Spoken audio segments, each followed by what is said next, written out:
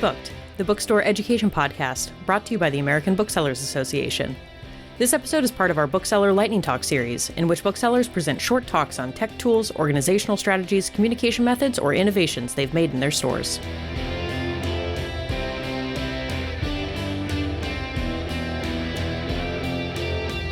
Hi, everyone. I'm Courtney Wallace, Marketing Manager and Independent Bookstore Day Program Director. So if you're preparing for April, Independent Bookstore Day, what is it? It's the national celebration across the U.S. for indie bookstores to celebrate them, to celebrate your customers, and just have a really big, giant party.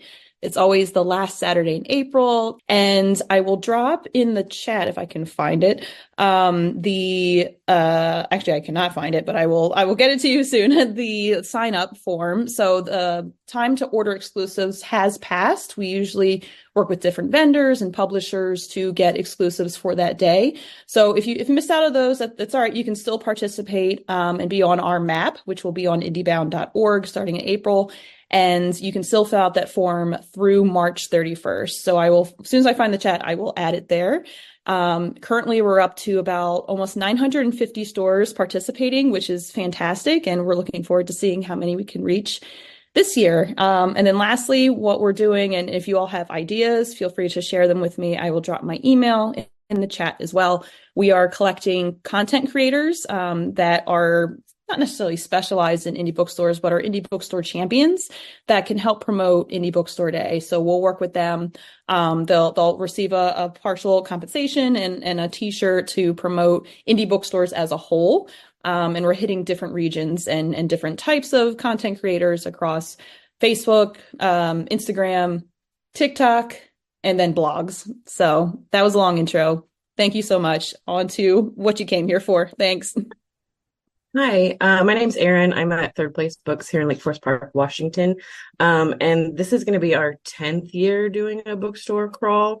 When we started out originally, it was a one-day challenge where people had to visit all 19 stores at the time in one day. And we had these passports, which were, there's like a little map on the front that shows you like all the different stores. And then on the back, there's a spot for each store to stamp. And at the end of the day, you would turn this in. And then people who completed an entire card would receive, it was a 25% off discount card for all participating stores all year long. That has since changed, and the format of it has changed, mostly because we've had so many bookstores interested. The first year it was about 19. Last year we had 27 stores that wanted to participate. And so now it's changed from a one-day challenge into a 10-day challenge. So the challenge is a little easier to complete, which means the prize is not quite as generous as the 25% off card for all stores. So this is what it looked like this year. It's, again, you have the same little spot for stamps. And then this is the prize they get now. It's a little booklet, and they get a 25% off visit to each store one time throughout the year. A couple of things we do. We make a rule where you can't use your last year's prize on the current Indie Bookstore Day. And then we also, because we have so many stores that want to participate, we do we have requirements for involvement. So you have to have a certain percentage of new book sales. You have to be within a certain radius of the Space Needle here. And you need to be open all these hours so that people can actually come and get their stamps. We've tried different tiers of prizes before in the past. Like we've done, if you visit 3 stores, you get a coupon for a 30% off, or if you visit 5 stores, you get entered into a raffle, and that just became unwieldy. And I think we're at a point where The 10-day challenge gives them plenty of time to visit all the stores. They're not rushing during the day, like the day of. Originally, they would just run in and run out. So it was almost like they weren't really celebrating on that day. So now they have more time to browse and actually enjoy all the stores that they're visiting. And because it is, again, a little easier, the prize is a little less generous, but people are still like really excited about it. I mean, at this point, everybody knows about it, and they know that every indie bookstore day, there's going to be a Seattle bookstore crawl. And a lot of times they like to get their passport early so they can plan out their entire day or 10 days as it is.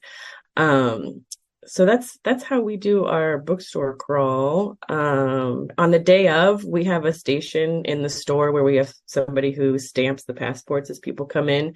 And then for our other activities, we sort of do a set it and forget it kind of thing. We have like a table set up where we have usually an arts and crafts thing. Last year it was make your own bookmark, which was really successful. Surprisingly, it was more successful than like we did a photo booth for several years in a row. And the bookmark thing, they just loved doing that. And we also do a prize wheel. So if you spend $5, you get to spin the prize wheel, which actually makes quite a lot of noise. And I know that staff don't love it, but it is like you can't miss it when you're coming in the store. You know something exciting is happening because you can hear this thing rattling along. So those are the things that we do on our bookstore day. Thanks, Erin. I also have some quick questions for you.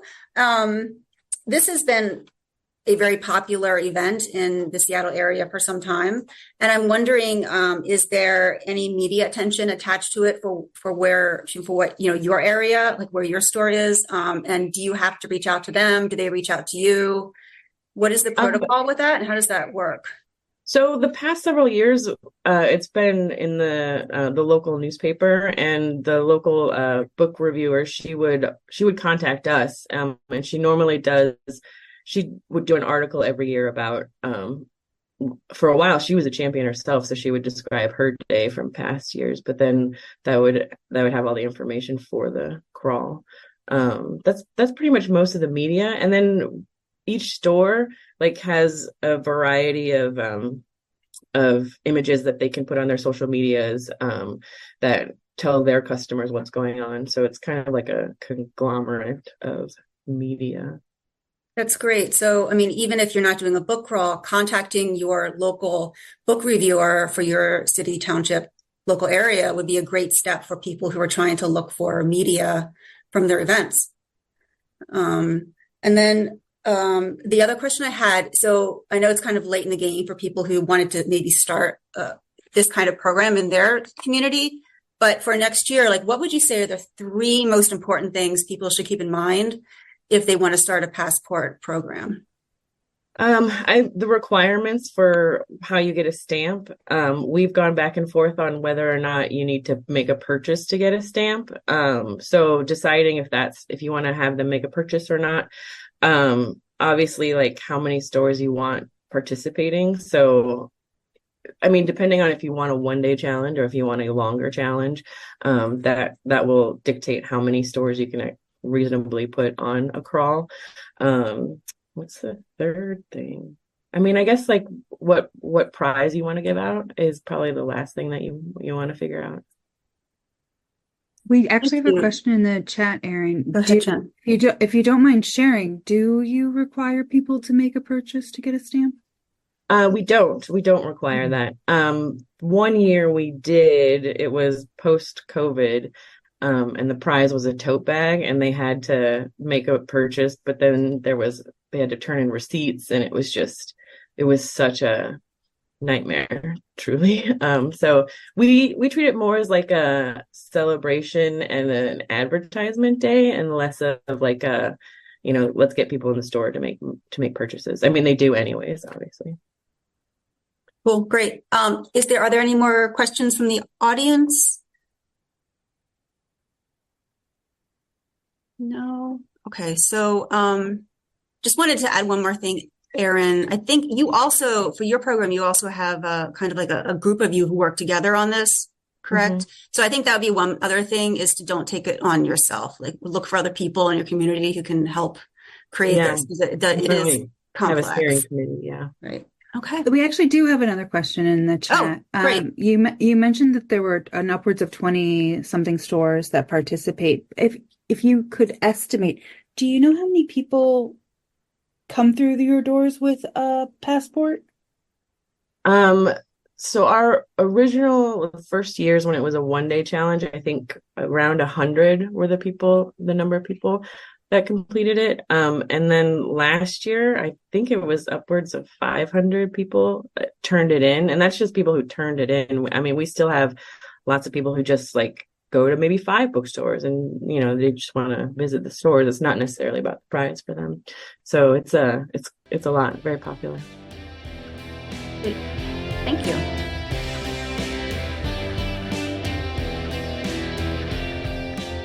Thank you for listening to the Bookstore Education Podcast, brought to you by the American Booksellers Association.